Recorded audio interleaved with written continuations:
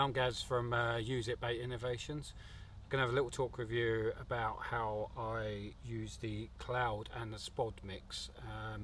Predominantly when I'm using zigs, I quite often like to use zigs, so just spodding over the top of it sometimes just keeps that interest in the water column, and keeps the fish actually moving around in the water. They can obviously sense that there's small particles in there, but without them actually finding any food content whatsoever.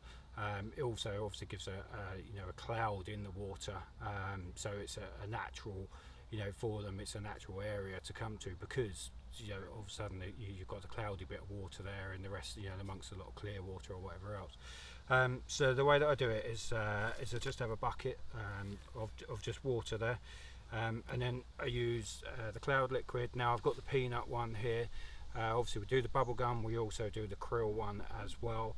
I do mix them up a little bit sometimes, dependent, because I'm just fishing like single little 10mm pop-ups or bits of foam over the top of it. So all I do is you get your bucket of water.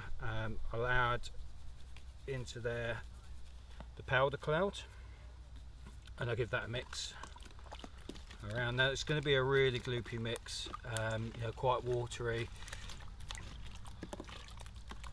like that, and a bit more. So generally we'll use like probably a quarter or half a bucket, and I use a whole tub of 1 litre tub of the cloud liquid, powder, sorry. Mix it around, and as you can see I've got a gloopy, really coloured liquid in there. Keep going, just mix that in. Last bit, so that's a whole 1 litre tub gone in there. On the top of the tubs you've got the pourer on there, or the other side you've got the shaker. If you just want to apply it to your baits or anything like that, you can use it that way. So that's now a whole tub gone in.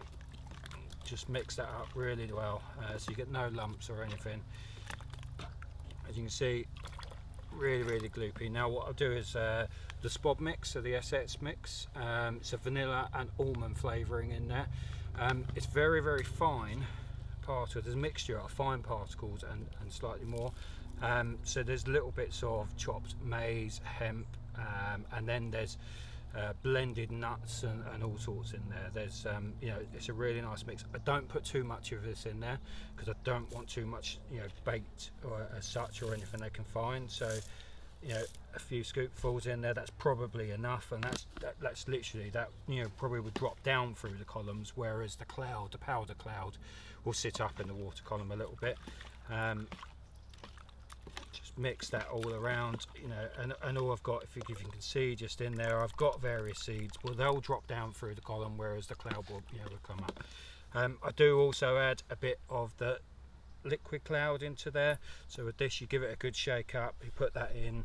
Because this is slightly denser, it will drop down deeper than the powder cloud in the water. So what you're doing is you're actually creating a full cloud formation throughout the water column. So some will drop to the bottom, some will come to the top. So depending on how deep, if you're using adjustable zigs or anything like that, will depend on how much is through the column there. So you just keep mixing it up, blending it up there, and that's about it. And I will use it running, and I'll spod this straight over the top. So on really productive waters, some of your runs waters, day ticket waters, if you're fishing zigs 2, 3, 4 foot, wherever it may be, you just keep pumping this in over the top of it. It gives a really nice area, something for them to home in onto, and all you've got there, the only food bait you've got there is your single zig hook bait there. And nothing else, and it's just the water clouds up, and it just creates, as it says, a massive cloud in the water column.